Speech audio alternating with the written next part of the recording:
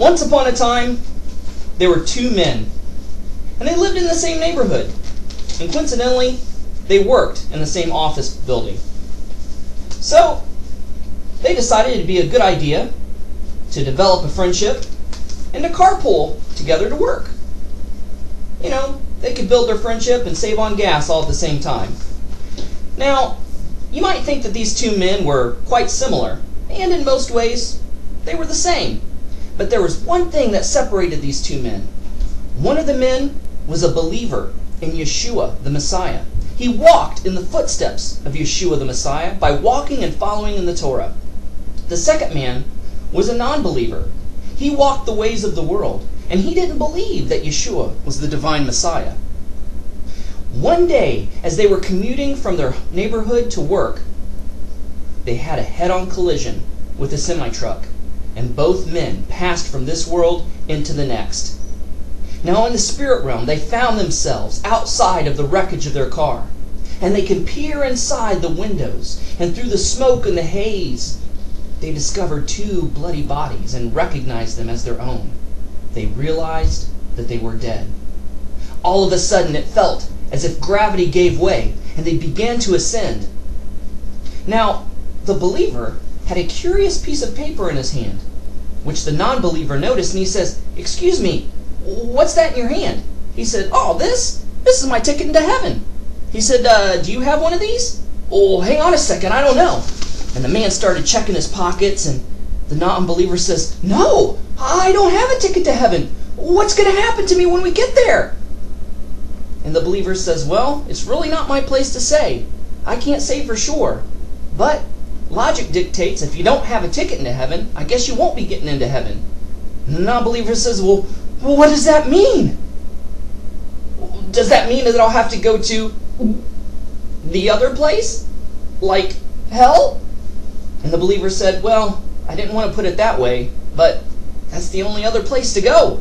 He says, "Oh no, what am I going to do? You got to help me, man. You got to help me. I know many times in the car you talked about your faith, and you talked about your love for Yeshua, and you talked about your love for Torah, and I just didn't listen. I just thought it was a bunch of religious hullabaloo, and I just ignored it. I just humored you and just listened, but I didn't believe any of it. But now I do, and man, am I screwed. Help me out, man. Be a pal. You don't want to see me go to hell, do you?" "Well, what can I do?" the believer said. And the non-believer said, "You can give me part of your ticket. Maybe they'll never notice." And the believer says, "Man, I don't know. I don't think there's any fool in heaven." And the non-believer says, "Well, what's their harm in trying? Come on, man. Be a pal. I don't want to go to hell." And the believer said, "Well, all right." So he tore off a piece of the ticket and gave it to the non-believer. And the non-believer compared the two tickets. He says, "Man, yours looks a whole lot bigger than mine. They're surely going to notice. Maybe you should tear off a little bit more." And the believer says, "I don't know." He says, "Come on, man." The non-believer said, "Come on. You know hell's going to be my fate. I don't have a ticket to heaven. Come on. What's the harm in trying?" Well, okay. So the believer tore another piece of his ticket off and gave it to the non-believer. Well, at that very moment, they both lifted up their heads, and right before them was one humongous gate made of one solid pearl. And beside this gate, there was a little ticket booth with an angel inside. And he said, "Tickets, please! Tickets, please! Tickets into heaven!" And the believer said, "Hey, I got my ticket. Here it is." And the angel said, "Let me take that for you, sir. Let's see. Ah, very good. You have a valid ticket." He says, "Welcome into heaven." And the believer says, well, excuse me, Mr. Angel, before I step inside these pearly gates, what makes this ticket valid?" He said, "Well, if you look, you can see a Paleo-Hebrew Tav." And the believer says, "Well, what does that have to do with anything?" And the angel said, "Well, Yeshua is the Aleph and the Tav. He is the Alpha and the Omega. He is the beginning and the end. And when he died upon the cross and made that sacrificial atonement for the sins of the whole world, he said, 'It is finished,' which is represented here by the Tav.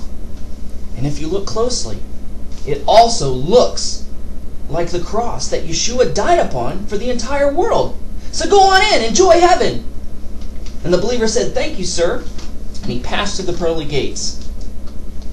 Now the non-believer says, Mr. Angel, here's my ticket. Here's my ticket. He gave it to the angel and he says, boy, what happened to this? Looks like it got shredded. Oh man, the non-believer was nervous. He says, well, I don't know. Maybe it was the turbulence on the way up to heaven. And the angel said, oh, that's all right. We'll figure this out. He said, just stand over there just for a second while I take a look at this. So the angel started going to work, feverishly trying to piece together this ticket. And as the minutes passed, the man was getting more and more nervous. And he kind of peeked over and leaned over and tried to see the progress of the angel. He says, excuse me, Mr. Angel. He says, what have you discovered? Nothing yet. I'm still working on it. He said, it'll just be a few minutes. And as the non-believer was standing there sweating bullets, the angel had the answer. There was a word that emerged among the tattered remains of the ticket to heaven. And the angel said, excuse me, sir. He says, yes, what have you found out? He says, the angel said, I'm sorry, sir. I'm horribly, terribly sorry to inform you that your ticket into heaven is not valid. Why? Why isn't it valid? I don't see. The angel said, I don't see any cross.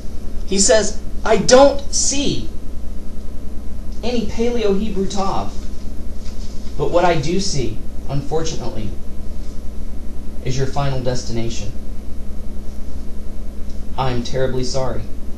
You're going to have to go to that place where there is weeping and gnashing of teeth. You will not experience the glories of the Lord.